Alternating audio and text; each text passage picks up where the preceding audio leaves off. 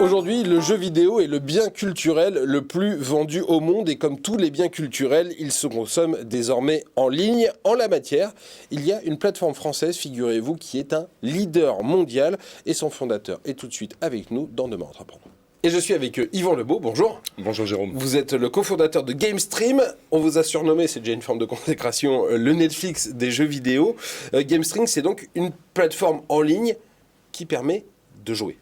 C'est une plateforme qui permet à n'importe quel abonné des services télécoms avec qui on travaille de pouvoir jouer à un service avec une centaine de jeux pour moins de $10 par mois. Contrairement à Netflix, c'est pas directement l'abonné qui va payer pour jouer. Vous vendez votre service à des opérateurs télécoms et maintenant à des chaînes hôtelières ou à des endroits où on peut avoir accès comme ça à un téléviseur et à un endroit pour jouer. Alors on fournit le service en marque blanche et en solution complètement clé en main aux groupes télécoms, aux groupes d'hôtels et surtout maintenant aussi aux éditeurs. Parce que les éditeurs commencent à comprendre qu'ils ont tout à fait intérêt également à lancer leur propre plateforme de streaming. Et Netflix d'ailleurs a aussi vendu sa solution en B2B2C via Orange, via SFR, et il y a des pays où ça marche beaucoup plus que les autres. Et nous, c'est particulièrement en Asie qu'on est présent et où ça fonctionne de façon avec la plus forte croissance, parce que c'est une région du monde dans laquelle les groupes télécoms sont extrêmement forts en B2B2C et dans tout ce qui est revente de services auprès de leurs abonnés.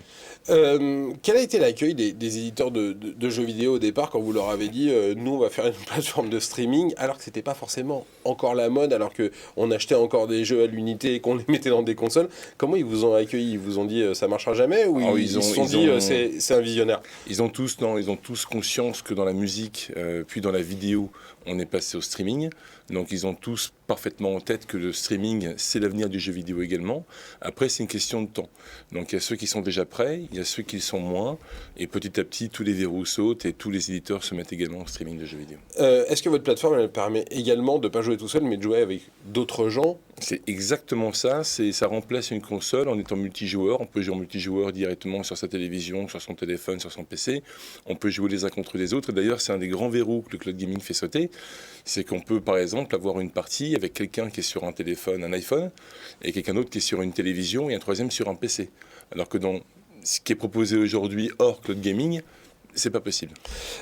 Vous dites que vous voulez avoir une approche responsable du jeu vidéo. Qu'est-ce que ça veut dire? Alors d'abord, on a un contenu qui est relativement éthique, qu'on choisit avec des éditeurs qui ne vont pas faire des jeux avec une violence gratuite, par exemple, parce que c'est vrai qu'avec nos groupes télécoms, on vise principalement des familles, des jeunes adolescents, des jeunes adultes.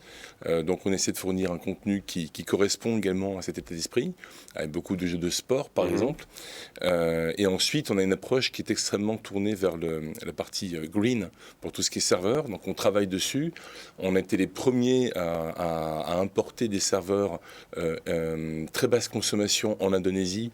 Donc on a réussi à pousser nos partenaires à avoir des racks différents pour accueillir ces serveurs.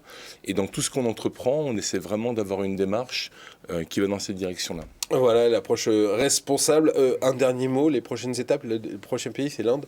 Exactement, donc on a signé avec Jio Reliance, qui est le numéro 1 indien des télécoms avec 140 millions d'abonnés, ce qui fait qu'on a une très bonne couverture maintenant en Asie, entre le numéro 1 en Indonésie, en Inde, bientôt en Malaisie, à Taïwan.